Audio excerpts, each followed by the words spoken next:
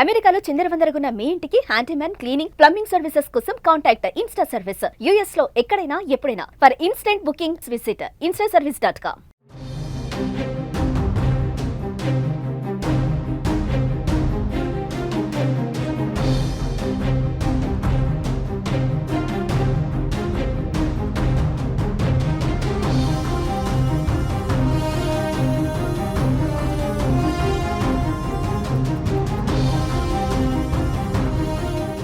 గుజరాత్ రాష్ట్రం అహ్మదాబాద్లో ఘోర విమాన ప్రమాదం సంభవించింది.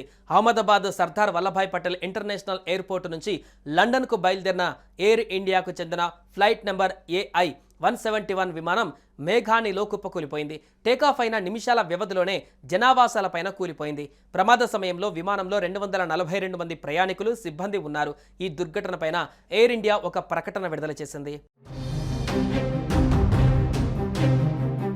ప్రమాద సమయంలో విమానంలో 242 మంది ప్రయాణికులు, సిబ్బంది ఉన్నారు. మొత్తం 242 మందిలో 169 మంది భారతీయులుగా అధికారులు తెలిపారు. మరో 53 మంది బ్రిటన్ దేశస్థులు, 7 పోర్చుగల్ పౌరులు, 1 కెనడా జాతీయుడు ఉన్నాడు.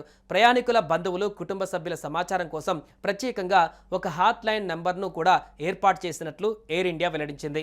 మరింత సమాచారం అందించేందుకు 1800-5691-444 అనే ప్రత్యేక ప్యాసింజర్ హాట్ లైన్ నెంబర్ను ఏర్పాటు చేశామని పూర్తిస్థాయి సేవలందించే ఈ విమానయాన సంస్థ తన ప్రకటనలో జోడించింది. ఈ ప్రమాద నేపథ్యంలో అహ్మదాబాద్ విమానాశ్రయం నుంచి అన్ని విమాన సర్వీసులను తదుపరి ప్రకటన వెలువడే వరకు తాత్కాలికంగా నిలిపివేసినట్లుగా అధికారులు తెలిపారు. ప్రమాదానికి గల కారణాలు ఇంకా తెలియరాలేదు. దీనిపై దర్యాప్తు కొనసాగుతుంది. ఎయిర్ ఇండియా విమానం గురువారం మధ్యాహ్నం 1:39 2 పైలట్లు, 10 మంది క్యాబిన్ సిబ్బందితో పాటు 242 మంది ప్రయాణికులతో లండన్ బయలుదేరింది. ఈ విమానం పైలట్ సుమిత్ సభర్వాల్ ఆధ్వర్యంలో బయలుదేరింది. విమానానికి ఫస్ట్ ఆఫీసర్గా పైలట్ క్లైవ్ కుందర్ ఉన్నారు. సుమిత్ సబర్వాల్కు 8200 గంటల పాటు విమానం నడిపిన అనుభవం ఉంది. కో పైలట్కు 1100 గంటలకు విమానం నడిపిన అనుభవం ఉంది.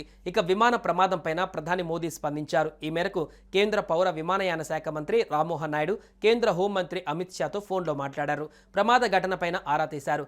ఘటనా స్థలి వద్ద సహాయక చర్యల గురించి వివరాలు అడిగి తెలుసుకున్నారు.